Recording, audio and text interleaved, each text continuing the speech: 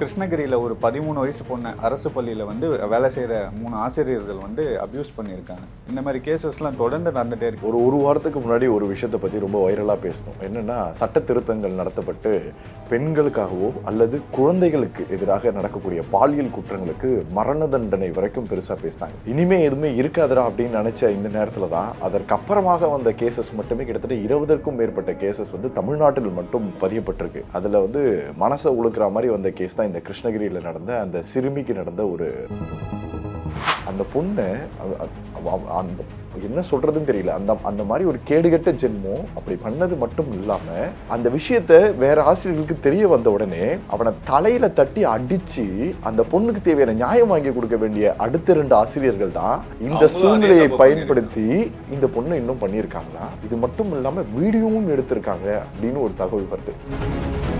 எவ்வளவு பெரிய அரக்கர்களாக இருக்க முடியும் சார்? யோசிச்சு பாருங்க. 57 வயசு ஆகுது. உனக்கு ஒரு பேத்தி இருப்பாங்க. இந்த வயசுல ஒரு பேத்தி இருந்து அந்த பேத்தியோட வளர்ச்சியை பார்த்து வளர்ந்துட்டு வந்திருப்பேன். இதை நீங்க ஏதாவது ஒரு இடத்துல பாத்தீங்கன்னா கூட நம்ம ஓகேன்னு கடந்து போயிடலாம். ஒவ்வொரு இடத்துலையும் பார்க்கும்போது யோசிச்சு பாருங்களேன். இது இப்ப நீங்க கிருஷ்ணகிரியில நடந்த ஒரு பிரச்சனை மட்டும் இல்ல, இப்ப திருச்சியிலையும் பாத்தீங்கன்னா அதே மாதிரி பிரச்சனை நடந்திருக்கு. சிவகங்கை மாவட்டத்துல மானாமதுரையில இந்த நம்ம குழந்தைகள் நலன் டீம் போய் சும்மா ஒரு பேசியிருக்காங்க. அப்ப இந்த அவேர்னஸ் ப்ரோக்ராம்ல சொல்றாங்க, நீங்க உங்களுக்கு ஏதாவது ஒரு இந்த மாதிரி நடந்ததுன்னா, செக்ஷுவலி நடந்ததுன்னா நீங்க தாராளமா சொல்லலாம் போது 4 பொண்ணுங்க எந்திரிச்சு நின்று இந்த மாதிரி எனக்கு நடந்திருக்குன்னு சொல்லியிருக்கீங்க சார். இந்த சட்டம் நம்ம வெறும் தூக்கு தண்டனை கொடுக்கறது மட்டும் இல்ல சார். இன்னைக்கு பிரச்சனையா, இன்னைக்கே தூக்கு தண்டனை கொடுங்க. இப்ப கூட இந்த சமூகம் தன்னையை பிரபலப்படுத்திக்கிறதும், இதை பேசினா எனக்கு எவ்வளவு வியூ வரும், லைக்ஸ் கிடைக்கணுன்றதுக்காக பேசுறதோன்றதுக்காக தான் பயணிக்கதே தவிர, இன்னைக்கு பேசிட்டு அடுத்த குழந்தைகளுக்கு நியாயத்துக்காக என்ன பண்ணீங்கன்னு ஒண்ணு இருக்குல்ல சார். இப்ப இந்த மாதிரி அந்த ஸ்கூல்ல நடக்கூடாதுன்னா நீ என்ன கொண்டு வந்த? பெற்றோர்கள் முழுக்க அட்மிஷன் இல்லாம கூட இருந்து பார்க்க ஆரம்பிக்கணும். இதெல்லாம் தாண்டி முதல் விஷயம் சைல்டு ஹெல்ப்லைன் அப்படின்னு ஒரு நம்பர் இருக்கு. நம்ம எங்க ஒரு பிரச்சனை ஏற்பட்டோம், விமனுக்கு ஒரு ஹெல்ப்லைன் நம்பர் இருக்கு சார், சைல்டுக்குன்னு ஒரு ஹெல்ப்லைன் நம்பர் இருக்கு சார், முதியோர்களுக்கு ஹெல்ப்லைன் நம்பர்ஸ் இருக்கு சார். நீங்க கால் பண்ணீங்கன்னா உடனே ஆக்ஷன் எடுத்து அதற்கான கன்சர்ன் டிபார்ட்மெண்ட் கொடுத்து அந்த ஆபீசர்ஸ் உடனே பிடிச்சி அவங்க என்னன்றதை விசாரிக்கிறதுக்கான வழியை பண்ணுவாங்க. வணக்கம் சார். வணக்கம். கிருஷ்ணகிரியில் ஒரு 13 வயசு பொண்ணு அரசு பள்ளியில் வேலை செய்கிற 3 ஆசிரியர்கள் அப்யூஸ் பண்ணியிருக்காங்க. இப்போ போலீஸ் அவங்கள அரெஸ்ட் பண்ணியிருக்காங்க. இந்த மாதிரி கேசஸ்லாம் தொடர்ந்து நடந்துகிட்டே இருக்குது. இந்த 2-3 நாளில் பார்த்தீங்கன்னா இந்த சைல்டு அப்யூஸ் எல்லா இடங்களையும் நடக்குது. ஒரு வாரத்துக்கு முன்னாடி ஒரு விஷயத்தை பற்றி ரொம்ப வைரலாக பேசணும். என்னென்னா, சட்ட திருத்தங்கள் நடத்தப்பட்டு பெண்களுக்காகவோ அல்லது குழந்தைகளுக்கு எதிராக நடக்கக்கூடிய பாலியல் குற்றங்களுக்கு மரண தண்டனை வரைக்கும் பெருசாக பேசினாங்க. ரொம்ப பெரிய சந்தோஷம் இருந்தது. ஏன்னா நாங்கள் தொடர்ந்து இந்த 9 வருஷ போராட்டங்களில் இதை தான் நாங்கள் தொடர்ந்து வலியுறுத்திக்கிட்டே இருப்போம். இனிமே எதுவுமே இருக்காதரா அப்படின்னு நினைச்ச இந்த நேரத்தில் தான் அதற்கப்புறமாக வந்த கேசஸ் மட்டுமே கிட்டத்தட்ட 20க்கும் மேற்பட்ட கேசஸ் தமிழ்நாட்டில் மட்டும் பதியப்பட்டிருக்கு. அதில் மனசை உழுக்கிற மாதிரி வந்த கேஸ் தான் இந்த கிருஷ்ணகிரியில் நடந்த அந்த சிறுமிக்கு நடந்த ஒரு இது. இதில் 2 விஷயத்த ரொம்ப இதுவாக பார்க்குறேன். ஒரு பக்கம் அந்த தலைமை ஆசிரியர், அதாவது இன்னைக்கு பிரைவேட் ஸ்கூல்ல பல இடத்துல நடக்கக்கூடிய பிரச்சனையை மறைச்சிட்டு ஏமாத்தி நம்மளையும் ஏமாத்திட்டு இருக்கக்கூடிய நேரத்துல ஒரு அரசு பள்ளி தலைமை ஆசிரியர் இதை போல்டா வெளியில கொண்டு வந்து அவங்களுக்கு முதல்ல நம்ம ஒரு சல்யூட் சொல்லி ஆகணும்.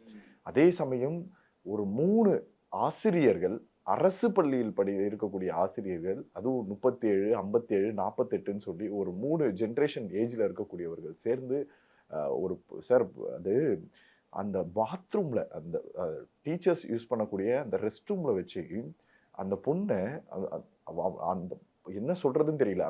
அந்த மாதிரி ஒரு கேடுகட்ட ஜென்மம் அப்படி பண்ணது மட்டும் இல்லாம அந்த விஷயத்த வேற ஆசிரியர்களுக்கு தெரிய வந்த உடனே அவனை தலையில தட்டி அடிச்சு அந்த பொண்ணுக்கு தேவையான நியாயம் வாங்கி கொடுக்க வேண்டிய அடுத்த 2 ஆசிரியர்கள் தான் இந்த சூழ்நிலையை பயன்படுத்தி இந்த பொண்ணை இன்னும் பண்ணியிருக்காங்கன்னா. இது மட்டும் இல்லாம வீடியோவும் எடுத்திருக்காங்க அப்படின்னு ஒரு தகவல் வருது. இன்னும் முழுசான செய்தி அறிக்கை நமக்கு வரலனாலும் பேசப்பட்டதும் இன்னைக்கு வரைக்கும் இப்போ எஃப்ஐஆர்ல பதியப்பட்ட விஷயங்கள் தான் இப்போ நம்ம பேச போறோம். அவ்வளவு பெரிய ஒரு கொடூரங்களை நம்ம பார்க்க முடியுது. ஒரு திடீர்னு ஒரு பொண்ணு ஸ்கூலுக்கு வரல. ஆசிரியர்களுக்கும் இன்னைக்கு இருக்க எல்லாருக்குமே ஒரு கட்டளை இருக்கு. என்னன்னா, ஒருத்தவங்க ஸ்கூலுக்கு வரல அப்படின்னா ஏன் வரல அப்படின்னு போய் பார்க்கணும், செக் பண்ணணும் அப்படின்னா தொடர்ந்து கொஞ்ச நாள் வரலன்னு உடனே அங்க போய் பார்க்குறாங்க. இதுல என்ன ஒரு சோகம்னா, வெளியில பரப்பப்பட்ட ஒரு செய்தி, 8ஆம் வகுப்பு சிறுமி கர்ப்பமாக்கிய ஆசிரியர் அப்படின்னு சொல்லி ஒரு நியூஸ் சொன்னாங்கல்ல, அது முழுக்க போய் நம்ம கிட்ட இருக்க பெரிய பிரச்சனையே என்னன்னா, என்னன்னே தெரியாம ஒரு சில விஷயத்துங்களுக்கு கண்ணு, காது, மூக்கு, வாயின்னு வச்சு அந்த குழந்தையோட லைஃபையே நம்ம ஸ்பாயில் பண்ணிடுறோம். அல்லது அந்த ஊர்ல இருக்கக்கூடிய அந்த பெற்றோர்கள் வெளியிலேயே வர முடியாத ஒரு பிரச்சனைய நம்ம குடுத்துடுறோம். நீங்க யோசிச்சு பாருங்க, அந்த குழந்தைக்கு இப்படி ஆயிடுச்சு. அந்த அப்பா, அம்மா எதையுமே வெளியில சொல்லல. வீட்டுக்குள்ள அத்தன நாளும் என் புள்ளைய நான் எப்படி ஹேண்டில் பண்ண போறேன்? என் புள்ளைய எப்படி நான் சரி பண்ணி கொண்டு வரப்போறேன்? என் புள்ளைக்கு இப்படி நடந்துருச்சே, இது வெளியில தெரிஞ்சா நமக்கு ஏதாவது இதுவாகுமா? அல்லது என் குழந்தையோட எதிர்காலம் ஏதாவது பாதிக்குமான்னு பயத்துல இருந்தக்கூடியவர்கள தலைமை ஆசிரியர் தைரியமா பேசி சும்மா ஒரு ஒரு இதுவா போய் பார்க்க போகும்போது இப்படி நடந்திருக்குன்னு அந்த ஸ்டூடெண்ட் சொல்ல போய் அதை தைரியமா பேசி உடனே குழந்தை நல அலுவலர்கிட்ட இன்ஃபர்மேஷன் கொடுத்து போலீஸ்ல புகார் கொடுத்து உடனே பதிவு செய்து அந்த ஆசிரியர்களை கைது செய்யறதற்கான போக்சோ நடவடிக்கைகள் வரைக்கும் ரொம்ப அழகா எடுக்கப்பட்ட ஒரு செய்தியை நம்ம ரொம்ப ஒரு மாதிரி திருச்சி பேசுறதுனால அந்த பெண்ணோட எதிர்காலமே போகுது அப்படின்றத நம்ம பார்க்கிறோம். இன்னைக்கும் அதிகபட்சம் ஆன்லைன்ல தேடப்பட்ட செய்திகள்ல அந்த பள்ளி அந்த அந்த பொண்ணு எந்த ஊரை சேர்ந்த பொண்ணு, அது எந்த கிராமத்தை சேர்ந்த பொண்ணு, எந்த தெருவை சேர்ந்த பொண்ணு, யாரோட பொண்ணுன்னு தேடக்கூடிய அளவுக்கு அதிகமா போயிருக்குன்னா நம்ம என்ன நிலைமையில இருக்கும்ன்றது தெரியல அப்படின்றதான் நான் சமூகத்தின் மேல் பார்க்கிறேன். ஒருத்தவன் அப்படி செய்யறது மட்டும் தவறு கிடையாது. இந்த மாதிரி எண்ணங்கள்ல தேடக்கூடிய பார்க்கக்கூடிய விஷயங்கள் கூட தவறாக தான் பார்க்கப்படுது. 18 வயசுக்கு கீழே இருக்கக்கூடிய எந்த பிள்ளைகளுக்கு நடக்கக்கூடியதாக இருக்கட்டும் அல்லது பெண்களுக்கு எதிரான எந்த பாலியல் குற்றங்களாக இருக்கட்டும் வெளியில பேசக்கூடாதுன்னு தான் இப்ப ரீசெண்டா அண்ணா யூனிவர்சிட்டியில வந்த எஃப்ஐஆர் கேசஸ் விஷயம் வந்து நம்ம பேச ஆரம்பிச்சோம். திருப்பி அதே தவறுகளை நம்ம செய்யணுமா அப்படின்றதுல ஒரு பெரிய விஷயம். ரெண்டாவது, எவ்வளவு பெரிய அரக்கர்களாக இருக்க முடியும் சார். யோசிச்சு பாருங்க, 57 வயசு ஆகுது. உனக்கு வந்து ஒரு பேத்தி இருப்பாங்க. இந்த வயசுல ஒரு பேத்தி இருந்து அந்த பேத்தியோட வளர்ச்சியை பார்த்து வளர்ந்துட்டு வந்திருப்பேன். உன் முன்னாடிதான் அதே பேத்தி வந்து ஆடை கூட இல்லாம ஒரு வாழ்க்கையை சந்தோஷமா தாத்தா தானே வளர்ந்துட்டு இருக்கோம். அதே குழந்தைய நீங்க எவ்வளவு காமுகனா பார்த்திருக்கக்கூடிய மனிதனா இருந்திருந்தா மட்டும்தான் உன் பள்ளியில சார் ஒவ்வொரு ஆசிரியரும் மாதா பிதா குரு தெய்வம் அப்படின்னு சொல்லும் போது நீங்க வந்து தெய்வத்தை கடைசியா வச்சிருக்காங்க. அந்த மாதா பிதாக்கு அப்புறமாக குருவாக பார்க்கக்கூடியவர்கள் 3வது பொசிஷன்ல வச்சிருக்கிறதுக்கான காரணம் என்னன்னா நம்மளுடைய பெற்றோர்களை விட சிறந்தவர்கள் ஆசிரியர்கள் நம்ம சொல்றோம். இந்த உலகத்துல தமிழ்நாட்டில் இருக்கக்கூடிய சிறந்த ஆசிரியர்கள் வேற எங்கேயுமே இல்லை சார். பசங்களை தோல் கட்டி தூக்கி விட்டு அவர்களை வளர்க்க வச்சு அவங்க ஜெயிக்க வச்சு பார்த்து அழகு பார்க்கக்கூடிய அதிகபட்ச ஆசிரியர்கள் இருக்கக்கூடிய இடம் தமிழ்நாடு. ஆனா அப்படி இருக்கக்கூடிய ஆசிரியர்கள்ல இந்த மாதிரியான ஒரு சிலர் ஒரு மாதிரியான மனிதர்கள் இருக்கிறதுனால அந்த நல்ல ஆசிரியர்களுக்கு பெயர் கெடப்படும். ஒரு ஆசிரியர்களுக்கு வந்து நம்பிதான் பசங்களை வந்து ஸ்கூலுக்கு அனுப்புறாங்க. அங்கேயுமே இந்த மாதிரி நடக்க சொல்ல பெற்றவங்க எல்லாத்துக்குமே அனுப்ப இதை நீங்க ஏதாவது ஒரு இடத்துல பாத்தீங்கன்னா கூட நம்ம ஓகேன்னு கடந்து போயிடலாம். ஒவ்வொரு இடத்துலயும் பார்க்கும்போது யோசிச்சு பாருங்களேன். இது வந்து இப்ப நீங்க கிருஷ்ணகிரியில நடந்த ஒரு பிரச்சனை மட்டும் இல்லைல்ல, இப்ப திருச்சியிலையும் பாத்தீங்கன்னா அதே மாதிரி பிரச்சனை நடந்திருக்கு. இப்ப சிவகங்கை மாவட்டத்துல மானாமதுரையில இந்த நம்ம குழந்தைகள் நலன் டீம் போய் சும்மா ஒரு பேசியிருக்காங்க. அப்ப ஒரு அவேர்னஸ் ப்ரோக்ராம்ல சொல்றாங்க, நீங்க உங்களுக்கு வந்து ஏதாவது ஒரு இந்த மாதிரி நடந்ததுன்னா செக்ஷுவலி நடந்ததுன்னா நீங்க தாராளமா சொல்லணும் போது 4 பொண்ணுங்க எந்திரிச்சு நின்று இந்த மாதிரி எனக்கு நடந்திருக்குன்னு சொல்லியிருக்கீங்க சார். அவங்க வீட்டுக்கு வர வழியில நிறைய மனிதர்கள் தவறாக பேசுறது, தவறாக நடந்துக்கிறது, தவறா தொடுறதுன்ற விஷயங்கள்ல ஈடுபட்டு இருக்காங்க. இதை உடனே அவங்க போலீஸ்க்கு செல்ல அடுத்த நாளே போலீஸ் வந்து ஒரு மறைமுகமா போய் தேடி கண்டுபிடிச்சா 7 பேரை அரெஸ்ட் பண்ணியிருக்காங்க. அதுல ஒருத்தவன் பொதுமக்கள் கையில காட்டி அவ்வளவு அடி வாங்கியிருக்கான். அப்ப இது இப்ப நம்ம ஒரு இடத்துல பேசும்போது கிருஷ்ணகிரியில பாக்குறோம், அடுத்து இந்த இடத்துல பாக்குறோம். சேலம்ல பாருங்க, ஒருத்தவன் டாஸ்மார்க்ல வேலை பார்க்கக்கூடியவன் ஒயின் ஷாப்ல நல்லா சரக்கு குடிச்சிட்டு 5 வயசு சிறுமி கிட்ட தசிங்கமா நடந்திருக்கான் சார். அவனால என்னத்தால அடிக்கிறதுன்னு தெரியல. இவன மாதிரி மனிதர்கள் எல்லாம் வந்து இந்த சட்டம் வந்து நம்ம வந்து வெறும் தூக்கு தண்டனை கொடுக்கறது மட்டும் இல்ல சார். இன்னைக்கு பிரச்சனையா, இன்னைக்கே தூக்கு தண்டனை கொடுங்க. காலையில அரெஸ்ட் பண்ணீங்களா, என்னைக்கு ஒரு பெண் பிள்ளைகளுக்கான பிரச்சனைகள் அவங்க ஸ்டேட்மெண்ட் கொடுக்கறத வெளியில வேற யார்கிட்டயும் நீங்க வக்கீல வச்சு வாதாடுறது எதுவுமே கிடையவே கிடையாது. சொன்ன அடுத்த செகண்ட்ல கூப்பிட்டு வச்சு எல்லார் முன்னாடியும் தலையில தூக்க மாட்டி காலி பண்ணுங்க. அன்னைக்கு தெரியும் எவனும் தொடறதுனா நடுங்கும் அவனோட. ஏன்னா நம்ம கவர்மெண்ட் சைட்லயும் சொல்லிட்டு இருந்தோம், ரொம்ப நாளாவே பேசணும், சட்டங்கள் கடுமையானதா இந்த மாதிரி பேச முடியும். அவங்களும் சட்ட திருத்தம் பண்ணி அதிகபட்ச தூக்கு தண்டனை, அப்பயும் வந்து பயம் ஆயுள் தண்டனை கொடுக்குறாங்க. அப்பயுமே இவங்க பயப்படாம இந்த மாதிரி விஷயங்கள் நடந்துட்டு காமுகம் தான். என்னோட வாழ்க்கையில எவனை பத்தியும் கவலைப்பட மாட்டாங்க, என் சுயநல வாழ்க்கை, என்னோட வாழ்க்கை இப்படி மட்டும் தான் இருக்க முடியும். மற்ற குழந்தையாக இருந்தா, பெரியவர்களாக இருந்தா, முதியோர்களாக இருந்தால் என்னன்னு இன்னைக்கு பிறந்த குழந்தையில இருந்து 5 வயசு குழந்தையில ஆரம்பிச்சு இத்தனை 60 வயசு பாட்டி வரைக்கும் கஞ்சா போதையில பண்ற அளவுக்கு இந்த மனுஷங்க மாறி இருக்காங்கன்னா இந்த மாதிரி ஒரு சமூகத்துல வாழ்றதுக்கு ரொம்ப பெருசா வெக்கதான் பண்ணணும் சார். வேற எதுவுமே சொல்லவே முடியாது. இவனுங்கெல்லாம் இந்த 3 பேரு போலீஸ் கையில மாட்டாம அங்க பொதுமக்கள் கையில மாட்டிருந்தாங்கன்னா இன்னைக்கு அந்த தூக்கு தண்டனை இல்ல, அவனுக்கான மரண தண்டனை மக்கள் மூலியமாவே நிறைவேறிட்டு இருக்கும். அவங்க போலீஸ் கிட்ட மாட்டினதுனால மட்டும்தான் தப்பிச்சிருக்காங்க. இன்னைக்கு அவங்க மட்டும் ஜாமீன்ல வரணும்னு முடிவு பண்ணி ஏதாவது மூவ் பண்ணாங்கன்னு இல்ல வச்சுக்கோங்களேன், அந்த ஊர்ல இருக்க அட்வொகேட்ஸுமே சொல்லிட்டாங்க நாங்க யாரும் வாதாட இதுக்காக மாட்டோம்னு ஆஜராக சொல்லிட்டாங்க. மாட்டோம்னு அந்த சொல்லி. மாவட்டத்தில் இருக்கக்கூடிய வழக்கறிஞர்கள் எல்லாருமே சேர்ந்து அவங்க கொடுத்த ஒரு அனௌன்ஸ்மெண்ட் ஸ்டேட்மெண்டாவே தான் சொல்லிட்டாங்க. நாங்க பண்ண சார் இந்த மாதிரி மனிதர்களுக்கு தான் சார் நம்ம வாழ்றோம். இன்னைக்கு வழக்கறிஞர்களாக இருக்கட்டும், ஆசிரியர்களாக இருக்கட்டும், மனிதர்களாக இருக்கட்டும், போலீஸ்காரர்களாக இருக்கட்டும், நம்மள மாதிரியான ஊடக நண்பர்களாக இருக்கட்டும், சமூக ஆர்வலர்கள்லாம் ஒண்ணு சேர்ந்து ஒரு பக்கத்துல நிற்கும் போது மட்டும்தான் மற்றவங்களுக்குலாம் இந்த கிடைக்கக்கூடிய தானே. இப்ப நம்ம பேசிட்டு இதை விட்டுட்டுனா தான் சார் பிரச்சனை. இப்ப நீங்க அண்ணா யூனிவர்சிட்டி கேஸ் நல்லா பெருசா பேசப்பட்ட நாம இன்னைக்கு அண்ணா யூனிவர்சிட்டி பத்தி பேசவே முடியல நம்மளால. ஏன்னா என்ன நடக்குதுன்னு தெரியாத அளவுக்கு மொத்தமா மாறிடுச்சு. 15 நாள் நீதிமன்ற கடுங்கால்ல இருந்து வர வேண்டிய 30 நாள் தாண்டி என்ன நடந்துகிட்டு இருக்குன்றதே தெரியல இல்லையா? இவ்வளவு பிரச்சனை நடந்திருக்கவனுக்கு என்ன தண்டனை கொடுக்க முடியும்னு தெரியல. அண்ணா நகர்ல ஒரு சிறுமிய இந்த மாதிரி நடந்திருக்குன்னு கம்ப்ளைண்ட் கொடுக்க போன அந்த போலீஸ் ஸ்டேஷன்ல இருக்கக்கூடிய போலீஸ் அதிகாரி கம்ப்ளைண்ட் கொடுக்க போன அவங்க அப்பாவை அசிங்கமா பண்ண ஒரு செய்தியும் நம்ம ஊர்ல பார்த்துட்டு இருக்கோம். அப்ப இங்க பசங்களுக்கு முக்கியமா, பையனுங்களுக்கு முக்கியமா, பெண்களுக்கு முக்கியமா, வயதானவர்களுக்கு முக்கியமானு யாரையுமே பிரிச்சு பார்க்க முடியாத ஒரு சமூகத்துல நம்மளை வந்து சாகடிச்சுக்கிட்டு இருக்காங்க.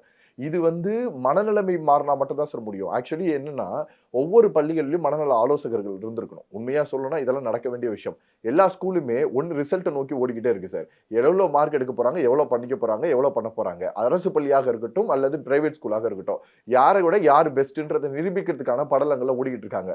ஒரு குழந்தைகிட்ட என்ன பிரச்சனை இருக்கு, அந்த குழந்தை ஏன் சோகமா இருக்கு, அந்த குழந்தை ஏன் வந்து சாப்பிட மாட்டேங்குது, அந்த குழந்தை ஏன் படிக்க மாட்டேங்குதுன்றத எதையுமே பார்க்கறது கிடையாது. படிக்கலையா அடிக்கணும் அல்லது எழுத வைக்கணும், ஹோம்ஒர்க் கொடுக்கணும், திருப்பி எக்ஸாம் எழுத வைக்கணும். இந்த போக்குல குழந்தைகளை கொண்டு வரக்கூடிய சமூகத்துல சரியான கட்டமைப்புகளை நம்ம உருவாக்கவே முடியாது. நாங்க ஆல்ரெடி ப்ரொபோஸ் பண்ணும்போது சொல்லியிருந்தோம், ஒரு மாசத்துக்கு 2 வாட்டியாவது ஒரு மனநல ஆலோசகரை ஒவ்வொரு பள்ளிகள்லயும் நம்ம நியமிச்சு உட்கார வச்சு, அந்த மனநல ஆலோசகர் அரசு சம்பந்தப்பட்டவர்களா இருக்கக்கூடாது, வெளியில இருக்கக்கூடிய. ஏன்னா இப்ப நீங்க என்ன ஆயிடுச்சுன்னா இன்ஃப்ளூயன்ஸ் ஆயிடுச்சு. இப்ப எப்படின்னா பிடி பீரியட்ல போனா இதை நான் எடுத்துக்கிறேன்னு சொல்லி எப்படி டீச்சர்ஸ் மாத்திக்கிறாங்களோ அதே மாதிரி தான் இன்னைக்கு சமூகம் சார்ந்து போனாலும் நடக்க ஆரம்பிச்சிருச்சு. கடைசி ஒரு 6 மாசத்துக்கு முன்னாடி நடந்த அந்த மகாவிஷ்ணுவோட பிரச்சனைகளுக்கு அப்புறமா எந்த அரசு பள்ளி மாணவர்களுக்குமே எந்த ஒரு மனநலம் சார்ந்து எந்த ஒரு செஷன்ஸுமே எடுக்க முடியல. ஸ்ட்ரெஸ் ஃப்ரீக்கான ப்ரோக்ராம்ஸ் நடக்கல. அவங்களுக்கான எந்த ஒரு வாய்ப்புகளுமே கிடைக்கல. வெறும் ஒரே கான்சென்ட்ரேஷன்ல போட்டதுனால இன்னைக்கு 10ஆம் வகுப்பும் 12ஆம் வகுப்பும் பொதுத் தேர்வு எழுதக்கூடியவங்க அவ்வளவு ஸ்ட்ரெஸ்ஃபுல்லா நம்மளால பார்க்க முடியுது. கடைசியா அவங்களுக்கு கிடைச்ச ஒரே வாய்ப்பு கலைத்திறன் மட்டும்தான். அப்ப இந்த எல்லா இடத்துலயுமே சுத்தி சுத்தி யார் பாதுகாப்புல இருக்கா? ஆசிரியர்கள் மட்டும்தான். அப்ப அந்த ஆசிரியர்கள் இடத்துல பிரச்சனை வரும்போது அப்ப யார் இருப்பா?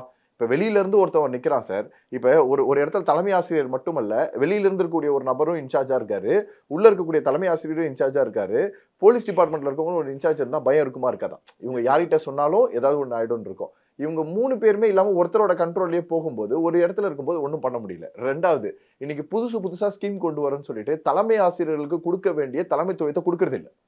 ஒரு ஸ்கூல்ல ஒரு நல்ல எச்எம் இருக்காங்க சார். அவருக்கு எந்த ஒரு ஃபெசிலிட்டிஸுமே இல்ல. அவர் ஒரு விஷயத்த பண்ணணும்னு நினைக்கிறாருன்னா பண்ண முடியாது. அவர் ஒரு விஷயத்தை எக்ஸிக்யூட் பண்ணணும்னு நினைக்கிறா பண்ண முடியாது. குழந்தைகள் நலன் சார்ந்து செய்யணும்னு நினைக்கிறான்னு செய்ய முடியாது. ஆனா தவறானவர்கள் இன்ஃப்ளூயன்ஸை பயன்படுத்தி என்ன வேணா பண்ண முடியும்.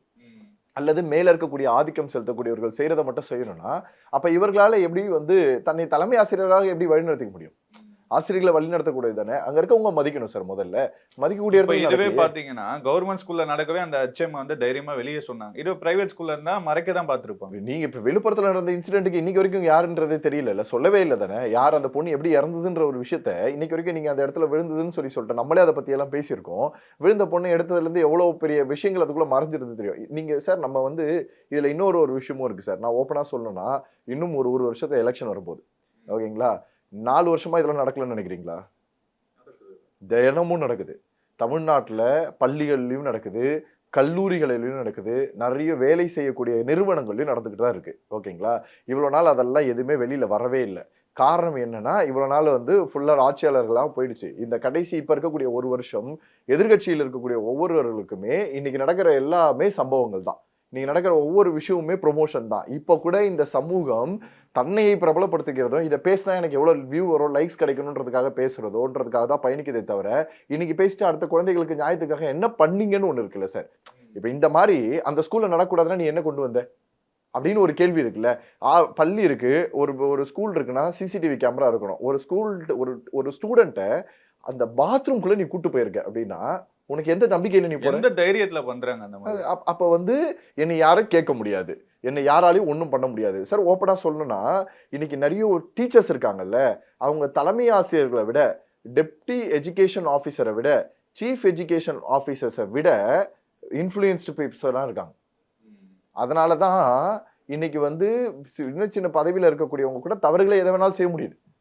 இன்னைக்கு அதனால தான் நம்ம சொல்றோம். தொடர்ந்து நம்ம பேசும்போது அதான் சொல்றோம். இப்ப இந்த தலைமை ஆசிரியர் உடனே வந்து குழந்தை நலன்ல இன்ஃபர்மேஷன் குடுத்தாங்கல்ல, அதை தாண்டி ஒரு டீம் உள்ள வர முடியாது. குழந்தைகள் நலன் சார்ந்து இருக்கக்கூடிய அந்த டீம் உள்ள வந்துருச்சுன்னா, சைல்ட்ல இருக்கவங்க கமிட்டில இருந்து உள்ள வந்துட்டாங்கன்னா, அதுக்கப்புறம் வேற யார் நீங்க நடுவுல வந்து நிப்பான்னு நினைக்கிறீங்க? நிக்க முடியாது.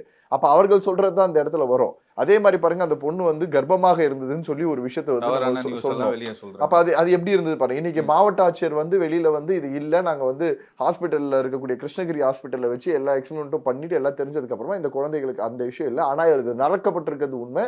அவர்களுக்கு தானே சார் நம்ம உண்மையே ஏன் பேச மாட்டோம்? நம்ம வந்து ஒரு விஷயத்தை எக்ஸ்ட்ராவா கொஞ்சம் அதிகமா பேசுறதுனால என்ன நடக்க போகுது? இதுக்கு பயந்துட்டு நிறைய பேரண்ட்ஸ் வெளியே சொல்ல மாட்டாங்க. சொல்ற சார் சொல்ல முடியலையே. இன்னைக்கு நீங்க அதேதான் அண்ணா யூனிவர்சிட்டி கேசஸ்ல இருக்க அந்த பொண்ணு வெளிப்படையா தனக்கு நடந்த கொடுமையா அவங்க அம்மா அப்பா கிட்ட சொல்லி அவங்க அம்மா அப்பாவோட சப்போர்ட்டோட இன்னைக்கு போலீஸ் கிட்ட வந்தது. இனிமே யாருமே வரவே கூடாதுன்ற மாதிரி மாத்தி விட்டீங்க. 18 வயசு பொண்ணு நம்ம ஆட்டோல ஏறி கிளாம்பாக்கம்ல இருந்து மதுரவாயலுக்கு நம்ம குன்றத்தூர் நம்ம கோயம்பேடுக்கு போய் மாதவரம் போறதுக்கு நடுவில் அந்த பொண்ணுக்கு அந்த 1 மணி நேரங்களில் நடக்கக்கூடிய பிரச்சனைகளை இப்ப வெளியே சொன்னதே ஒரு பெரிய பிரச்சனை மாதிரி அந்த குடும்பத்துக்கு வந்து ஒரு சூழ்நிலை உருவாக்கி இருக்கும். தமிழ்நாட்டு சார்ந்த பொண்ணு இல்ல, அசாம் சார்ந்த ஒரு பொண்ணு இல்லையா, வட மாநிலங்களை சார்ந்த அருணாச்சல திரிபுரான்ற மாவட்டத்தை சார்ந்த ஒரு பொண்ணு. அப்ப இப்படி ஒவ்வொரு சமூகத்திலையும் ஒரு பிரச்சனைகளை பார்க்கும்போது என்ன பண்ண முடியும்? திருச்சியில இருக்கக்கூடிய ஒரு 51 வயசுல இருக்கக்கூடிய அந்த ஸ்கூல் வேலை பார்க்கக்கூடியவரோட ஹஸ்பண்ட் வந்து ஒரு விஷயத்த பண்ண முடியுது. டீச்சரை விட்டுருங்க, டீச்சருக்கு கூட அல்லது அங்க வேலை பார்க்கக்கூடிய ஒருத்தர் கூட ஒரு விஷயத்த பண்ண முடியும்ன்றத கொடுக்குன்னா அது எந்த வகையில சமூகத்துல இது கொடுக்குது? இப்ப யாரையுமே நம்ப முடியாது. இன்னைக்கு பேரண்டிங் மட்டும்தான் சார் முக்கியம். நீங்க பள்ளியாக இருக்கட்டும், ஆசிரியர், இன்னைக்கு நீங்க மாதா பிதா குருன்னு எல்லாத்தையும் தூக்கி போட்டுருங்க. கடைசியா நீங்க அந்த தெய்வம் எல்லாம் யாருமே இப்ப நீங்க எல்லாம் யோசிச்சுட்டு இருக்க முடியாது. யாரு எப்ப வந்து எது செய்வாங்கலாம் சொல்ல முடியாது. உங்க குழந்தைய நீ தான் பாத்துக்கணும். இன்னைக்கு பேரண்ட்ஸோட பிரச்சனை பாவம் சார். என்ன தெரியுமா பண்றது? நான் என் பொழப்பு ரொம்ப நாரி போச்சு, என் வாழ்க்கை சரியில்லாம போச்சு, என் குழந்தை வாழ்க்கை நல்லா இருக்கட்டும், அம்மாவும் அப்பாவும் காடு மேடுன்னு எல்லா இடத்துலயும் ஓடி உழைச்சு, நல்லா படிச்சவங்களாக இருக்கட்டும் படிக்காதவங்களா இருக்கட்டும் 2 பேருமே உழைக்கிறாங்க. காலையில ஆரம்பிச்சா நைட் வரைக்கும் உழைச்சிட்டு சார் இங்க இது வந்து ஒரு பெரிய சாப்டர் சார். நீங்க யோசிச்சு பாருங்க, ஒவ்வொரு பெற்றோரும் தன் குழந்தைகளோட நேரம் செலவு பண்ணும். ஒரு 1/2 மணி நேரமோ 1 மணி நேரமோ மனசு விட்டு ஒரு நண்பர்களாக பேச வேண்டிய நேரம் இருக்கணும். இன்னைக்கு எந்த குடும்பத்துல அந்த நேரம் இருக்கு? ஒருத்தர் வீட்லயும் அந்த நேரம் காலையில வேலைக்கு போனாங்கன்னா நைட்டு சாப்பிட்டு தூங்குறாங்க. நைட்டு வீட்டுக்கு வரதே லேட்டு. ஏன்னா ஒர்க்ல கொடுக்கக்கூடிய பிரஷர். 7 மணி நேரம் 8 மணி நேரம் வேலை பார்க்க வேண்டிய இடத்துல இன்னைக்கு 16 மணி நேரம் வேலை வாங்குறாங்க. தூங்கக்கூடிய நேரமே இன்னைக்கு இல்ல. என் ஒய்ஃப் எல்லாம் காலையில போனாங்கன்னா நைட்டு 12:45 வரைக்கும் வீட்டுல வேலை பார்த்துட்டே இருக்காங்க. அவளுக்கு இருக்கிற ஃபுல் ஸ்ட்ரெஸ் எங்க காட்டுறதுன்னு அவளுக்கு தெரிய மாட்டேங்குது. திருப்பி காலையில ஏன் ஆன் டைம்ல வந்து ஆபீஸை ரிப்போர்ட் பண்றதுன்ற கேள்வி வருது அவளுக்கு. அடுத்த நாள் குழந்தைங்களை பாத்துக்கிறதுல கவனம் சுத்தமா இருக்காது. அந்த கவனம் என்ன பண்ணுது? பக்கத்துல இருக்கக்கூடிய இன்னொருத்தவங்க கிட்ட யாராவது நீங்க பாத்துக்கோங்க, அல்லது வேலைக்கு நான் வச்சு பாத்துக்கிறேன். வேலைக்கு வச்சு பாத்துக்கக்கூடியவங்க என்ன பண்ணுவாங்க நீங்க நினைக்கிறீங்க? கேரளால இருக்கக்கூடிய ஒரு 18 வயசு சிறுமிய 63 பேர் பாலியல் துன்புறுத்தல ஈடுபட்டு இருக்காங்க. இதே மாதிரி ஒரு கவுன்சிலிங் செஷன்ல திடீர்னு பேசும்போது அந்த பொண்ணு மேல ஒரு டவுட் வந்து விசாரிச்சு பார்த்ததுல அந்த பொண்ணு 12 வயசுல இருக்கும் போதுல இருந்து அந்த துன்புறுத்தல் நடக்கப்பட்டிருக்கு. எப்படின்னா பேரண்ட்ஸால கூட இருக்க முடியலன்றதால பக்கத்து வீட்டுல இருக்கக்கூடியவங்கள பாத்துக்க சொல்லியிருக்காங்க. அந்த பக்கத்து வீட்டுல இருக்கக்கூடியவன் அந்த பொண்ணை தப்பா பார்த்து தப்பா பழகி அந்த பொண்ணை தவறான ஒரு விஷயத்துக்கு அடிக்ஷனுக்கு கொண்டு வந்து இதை ஒவ்வொருத்தருக்கிட்டையுமா ரிப்ளிகேட் பண்ணி கூட படிக்கக்கூடிய பசங்க வரைக்கும் 63 பேர் கிட்ட அந்த பொண்ணு கிட்ட நடவடிக்கைகளை மிஸ்பிஹேவ் பண்ணியிருக்காங்கன்னா எப்படி சமூகம் போகுதுன்னு பாருங்க. அப்ப இன்னைக்கு அடல்ட்டா இருக்கக்கூடிய நமக்கும் ஒரு நேரம் தேவைப்படுது. நாம குழந்தைகளுக்கு கூட செலவு பண்ணக்கூடிய ஒரு நேரம் தேவைப்படுது. முதல்ல குழந்தை மனசு விட்டு தனக்கு இருக்கக்கூடிய பிரச்சனையை உங்ககிட்ட சொன்னாதான் நீங்க பேரண்ட்ஸ். என்ன மாதிரி மைண்ட் செட்ல சார் ஒரு சின்ன குழந்தைகிட்ட போய் அப்படி நடந்துக்க தோணும் உங்களுக்கு? சரி, அதுதான் சொல்றேன்ல, இன்னைக்கு இருக்கக்கூடிய சமூகத்துல எல்லாம் சமூக வலைதளங்கள்ல பார்த்து இந்த மொபைல் போனை ஓபன் பண்ணி பார்த்து கண்டதெல்லாம் மனசுக்குள்ள ஏத்துக்கிட்டு ஒரே கொடூரமான எண்ணத்துக்கு போறது. 2வது நட்பு வட்டாரங்கள். தன்னையை சுத்தி வச்சிருக்கக்கூடிய நட்பு எல்லாமே அசிங்கமா பேசுறவனோ, அதை என்டர்டைன்மெண்டா பேசுறவனோ, அந்த மாதிரி மனிதர்களை நீங்க நட்பா வச்சிருக்கீங்க. இது 2. 3வது உங்களுடைய நடவடிக்கைகள். இந்த குடி, போதை கலாச்சாரம், இந்த 3த்தையும் சேர்ந்து இருக்கக்கூடிய ஒரு மனுஷன் இருக்கான்ல, இந்த மனுஷன் என்ன பண்றான்? தனக்குள்ள இருக்கக்கூடிய அரக்க குணத்தை உள்ளுக்குள்ளேயே வச்சுட்டு இருக்கான். என்னைக்காவது ஒரு நாளைக்கு அவன் சான்ஸ் கிடைக்கும் போது சின்னதா பார்க்கக்கூடிய சார் ஒன்னும் இல்லை சார், இன்னைக்கு நாம 2 பேரும் இங்க உட்காந்து நம்ம இப்ப பேசிட்டு இருக்கோம் சார். இப்ப நடுவுல ஒரு ஃபீமேல் வராங்க, இங்க ஃபுல்லா குப்பை இருக்கு, கிளீன் பண்ணணும்னு கிளீன் பண்றாங்க சார். எத்தனை பேர் நம்ம மட்டும் பேசிட்டு இருக்கோம் இல்ல வரவங்க கவனிக்கிறாங்கன்னு பாக்குறீங்க?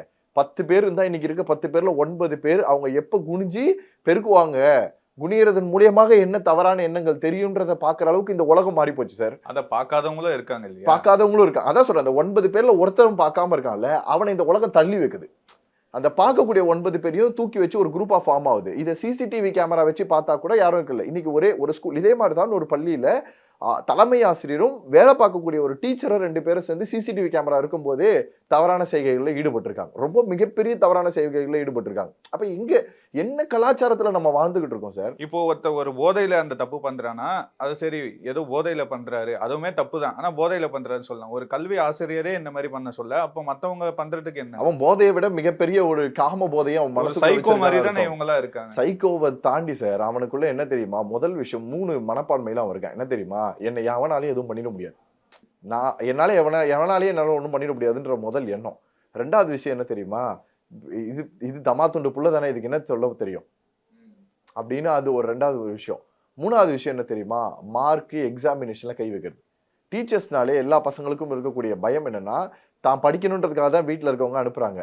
நீங்க நல்லா படிக்காத பசங்கள்லாம் பெருசாக டார்கெட் பண்ண மாட்டாங்க. சூப்பரா படிக்கிற பசங்களும் டார்கெட் பண்ண மாட்டாங்க. இந்த மிடில் இருப்பாங்கல்ல பசங்க, அவங்கள தான் இந்த மாதிரி ஆட்கள் வந்து டார்கெட் பண்றது. அதே குழந்தை தானே சார் அவங்க வீட்லயும் இருக்கும். அந்த எண்ணம் ஏன் வர மாட்டேங்குது? அந்த எண்ணம் இல்லாத காரணத்தால தான் இவ்வளவு கேடுகெட்டு போயிருக்காங்க. அதான் நான் சொன்னேன் இல்லையா? அவன் 57 வயசுல இருக்கவனுக்கு பேரத்தி இருக்காதா சார்? பேரன் இருக்காதா? அவங்க ஒருத்தர் கைக்குள்ள கூட தூக்கி வச்சிருந்திருக்க மாட்டானா? இன்னைக்கு நான் பார்த்ததுல ரொம்ப சந்தோஷமா நேத்தில இருந்து ஒரு ஸ்மைல் எனக்கு வந்துச்சுன்னா தெரியுமா? அந்த 3 காமுகர்களோட போட்டோ ரிலீஸ் படியா கொண்டு வந்தாங்க பாருங்க. பயங்கர சந்தோஷம். இந்த மாதிரி நாய்களை ஃப்ரேம் போட்டு ஒவ்வொரு இடத்துல இப்ப நீங்க ஆண்கள் ஜாக்கிரதை, சாரி இந்த என்னது இப்ப நாய்கள் ஜாக்கிரதை போர்டு வைக்கிற மாதிரி இவனுங்க ஆண்கள் ஜாக்கிரதை போர்டு இவனுங்களை வைக்கலாம். பாத்ரூம்ல டாய்லெட்டுக்கு வந்து ஆண்கள் கழிப்பிடம் பெண்கள் கழிப்பிடம் வைக்கிறதுல இந்த மாதிரி நாதாரி நாய்களோட போட்டோ வைக்கலாம். நாய்கள்னு சொல்லி நம்ம கொச்சப்படுத்தக்கூடாது. அதுக்கு இருக்கக்கூடிய அறிவும் மனசும் பார்க்கக்கூடிய பாதுகாக்கக்கூடிய என் கூட நான் நடந்து போகும்போது எனக்கு ஒருத்தன் இது தீங்கு வைக்கிறான்னு தெரிஞ்சா எப்படி ஆக்ட் பண்ணணும்னு அதுக்கு தெரியும் சார். இவனுங்களெல்லாம் இவனை நம்பி விட்டதுக்கெல்லாம் செருப்பு கழட்டி இந்த மாதிரி ஆட்கள் போட்டோ போட்டு வெளியே போட்டு போஸ்கோ சட்டத்துல உள்ள தள்ளினாலுமே இவங்க அடங்க மாட்டாங்க. வெளியில வந்துட்டு அதற்கப்புறமா அதுல இருந்து புதுசா எப்படி பண்ணணும் சார்? ஏன் தெரியுமா? 1 வருஷத்துக்கு முன்னாடி பேசின கேஸ் இன்னைக்கு நம்ம மறந்துடுவோம். 2015, 16வது வருஷத்துல இருந்து 9 வருஷத்துல கிட்டத்தட்ட அவ்வளவு கேசஸ் நான் பார்த்திருக்கேன் சார். ஒரு பொண்ணை நிக்க வச்சு உயிரோட எரிச்சிருக்கான் சார். அவங்க அப்பா அம்மாவுக்கு சண்டைன்றதுக்காக கள்ளக்குறிச்சி மாவட்டத்துல எரிச்சிருக்காங்க. ஆனால் இன்னைக்கு அதை எல்லாத்தையும் தாண்டி அவ்வளவு விஷயங்கள் நடந்து இன்னைக்கு அதை பத்தி நம்ம பேசல. ஏன் பேசலாம்? நம்ம கடந்துட்டோம். அடுத்த ஒரு விஷயம் கடந்துட்டோம். அண்ணா யூனிவர்சிட்டி வந்துச்சு, கடந்துட்டோம். அண்ணா யூனிவர்சிட்டிக்கு அப்புறமா கிருஷ்ணகிரி வந்துச்சு, கடந்துட்டோம். இதே கிருஷ்ணகிரியில இது முதல் கேஸா? கிடையாது. இதுக்கு முன்னாடி என்சிசியோட கேம்பஸ்ல நடந்த ஒரு விஷயம் சொல்லிட்டு இதே வந்துச்சு. இப்ப அதே இடத்துல இருந்து கிருஷ்ணகிரியில சார் எனக்கு தெரியும் முதன்மை கல்வி அலுவலர்களோட பல விஷயங்களை பயணிக்கிறோம். நான் வந்து ஸ்கூல் எஜுகேஷன் டிபார்ட்மெண்ட்டோட டிராவல் பண்றதுனால ஒவ்வொரு ஆசிரியர்களும் நல்ல ஆசிரியர்கள் அவ்வளோ பேரையும் நான் பார்க்குறேன். அவ்வளோ ஆஃபீஸர்ஸ் டிஓவும் சிஓவும் என் கூட பேசுவாங்க. சார் இது நடந்ததுலேருந்து ஒரே இதுவாக இருக்குது, நாங்கள் இப்போ அடுத்த டிஸ்ட்ரிக்டில் இருக்கவங்களாம் நாங்களே வாண்டடாக செக் பண்ணிக்கிட்டு இருக்கோம், நாங்களே வாண்டடாக ஒரு விசிட் போயிட்டு இருக்கோம். ஒரு மாதத்துக்கு வந்து அவங்களுக்கு வந்து ஒரு 6 விசிட் போகணும்னா அவங்க 10 விசிட் 15 விசிட் எக்ஸ்டென்ஷன் பண்ணி ஒவ்வொரு ஊருக்கும் பயணிச்சுக்கிட்டே இருக்காங்க. அப்போ அந்த ஒவ்வொரு மாவட்டத்திலையும் இது அப்படியே சொல்லி இதே மாதிரி நடக்குதான்னு ஒவ்வொரு இடத்துலையும் விசிட்ஸை இன்க்ரீஸ் பண்ணி ஒரு 6 விசிட் போகிற இடத்துல 10 விசிட் இன்க்ரீஸ் பண்ணி திருப்பி குற்றங்களை கண்டுபிடிச்சு நிறைய குற்றங்களுக்கான தண்டனைகளை வாங்கி கொடுத்துட்டு தான் இருக்காங்க.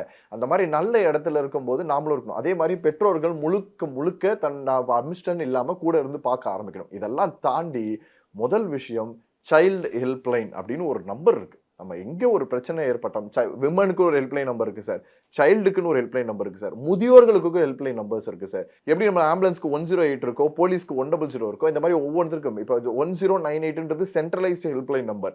நீங்க தமிழ்நாட்டில் மட்டும் கிட்டத்தட்ட நிறைய சென்டர், சென்னையில மட்டுமே 3 இடத்துல அந்த ஹெல்ப்லைன் நம்பருக்கான டீம் வந்து இயங்கிக்கிட்டே இருக்காங்க. நீங்க கால் பண்ணீங்கன்னா உடனே ஆக்ஷன் எடுத்து அதற்கான கன்சர்ன் டிபார்ட்மெண்ட் கொடுத்து அந்த ஆஃபீஸர்ஸ் வந்து உடனே பிடிச்சி அவங்க என்னன்றதை விசாரிக்கிறதுக்கான வழியை பண்ணுவாங்க. அப்ப நாம எல்லாமே பண்ணணும். ஒரு இடத்துல நீங்க ட்ரக்ஸை பாக்குறீங்க, 10581 ஒரு ஹெல்ப்லைன் நம்பர் இருக்கு, அந்த நம்பருக்கு கால் பண்ணீங்கன்னா போதும். இந்த மாதிரி ஒவ்வொரு இடத்துல தெரியறது இல்ல. ஏன்னா நம்ம வந்து இன்னைக்கு நீங்க கட்சிக்காரர்களும் பெரிய ஆட்களும் எல்லாருமே வந்து தன்னுடைய புகைப்படத்தை போட்டு இன்னைக்கு வரக்கூடிய புதுசாக உதயமாகிற கட்சிகள் வரைக்கும் பேனர்ல அவங்க புகைப்படங்கள்ல நாங்க வரோன்றதை சொல்ற அளவுக்கு நீங்க ஏதாவதுனா இதுக்கு கூப்பிடுங்க அதை பண்ணுங்கன்னு கூப்பிடுறதே இல்லை. நோ பார்க்கிங் போர்டுல கூட சார் வெறும் நோ பார்க்கிங் சின்னதா இருக்கு, அந்த கம்பெனியோட அட்வர்டைஸ்மெண்ட் பெருசா இருக்கு. அந்த அளவுக்கு இந்த உலகம் தன்னை நாக்கி சுயநலமாக பயணிச்சுக்கிட்டு இருக்கு. நீங்க தான் தெரிஞ்சுக்கணும், பெத்தவங்க தான் தெரிஞ்சுக்கணும். என் பொண்ணுக்கு இப்படி இருந்தா நான் என்ன பண்ணணும்? என் மொபைல் போன்ல ஒரு ஆப்ஷன் இருக்கு சார். என் மொபைல் போன்ல 18+ கண்டென்ட் வராம இருக்கிறதுக்கு ஒரு ஆப்ஷன் இருக்கு. நான் சைல்ட் ப்ரொடெக்ஷன் இதுல நான் அதை எனபிள் பண்ணிட்டேன்னா எனக்கு தவறான எந்த ஒரு விஷயங்களும் வராது. உன் புள்ள யூஸ் பண்றதுல நீ வைக்க முடியும். இது எத்தனை பேர் பேரண்டிங் கண்ட்ரோல் எத்தனை பேர் யூஸ் பண்றாங்க? கிடையாது. நான் எத்தனை பேர் அதை யூஸ் பண்றேன்? நானும் கிடையாது. அது மாதிரி ஒவ்வொரு விஷயங்களையும் நீங்க வாங்குற மொபைல் போன்ல ஆரம்பிச்சு, உங்க வீட்டுல இருக்கக்கூடிய இடத்துங்கள்ல ஆரம்பிச்சு, நீங்க பயணிக்கக்கூடிய மனிதர்கள் ஆரம்பிச்சு, சார் நல்லவன் மாதிரியே தெரிய மாட்டான், கிராரா பேசுறவன்லாம் நல்லவர்களாக இருப்பாங்க, ஆனா வெளில தெரிய மாட்டாங்க. அவங்கள பார்த்தா நம்மளுக்கு கோவமா வரும். ஆனா நல்லா வாய்க்கு வந்த மாதிரி சூப்பரா அப்படியே நம்மள இது பண்ணி பேசுறான்ல, அவனை நம்பவே நம்பாதீங்க. யாரையுமே நம்பாதீங்க சார். உங்க அப்பா அம்மாவை தவிர வேற யாரையுமே நம்பாதீங்க. நாங்களா கூட இன்னைக்கு ஒரு ப்ரோக்ராம் போய் செஷன் பேசுறோம்னா சார், பசங்க கிட்ட என்ன மனப்பான்மை, உங்க ஃபோன் நம்பர்ஸ் இருந்தா கொடுங்க சார். இந்த எண்ணத்துல உருவாக்க. இப்ப நானா இருக்கும்போது என்ன தெரியுமா சொல்லுவேன், உங்க டீச்சர் மட்டும் தான் என்னை கான்டாக்ட் பண்ண, வேற யாரும் என் கூட பேசக்கூடாது அப்படின்றத சொல்லுவேன். எத்தனை பேர்கிட்ட இந்த இடத்துல நம்பரை பரிமாறிக்கப்பட்டு பல இடத்துல மாட்டிக்கிறாங்கன்னு இருக்குல்ல. சோ இதெல்லாம் நம்ம வரணும்னா நாம நம்ம பிள்ளைகளுக்கு எல்லா நல்ல கெட்டவங்களையும் சொல்லிக் கொடுத்து ஒரு நண்பர்களாக வளர்த்துவாங்க. இந்த சமூகத்தில் நல்ல இதுவை நம்ம உருவாக்க முடியும். ரொம்ப நன்றி. நன்றி.